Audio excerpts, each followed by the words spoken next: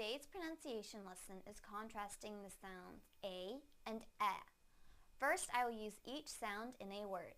Then I will put the words into a sentence so that you can hear them together with contextual clues. Please listen closely to the differences in the sounds.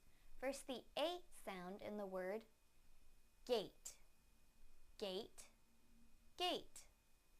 Now the E sound in the word get, get, get. Now I will use them both in a sentence. Did you get a new gate? Did you get a new gate? Did you get a new gate? Thank you for watching CartoonEnglish.tv's pronunciation lesson. Come visit our website for free lessons, games, and chat. Bye!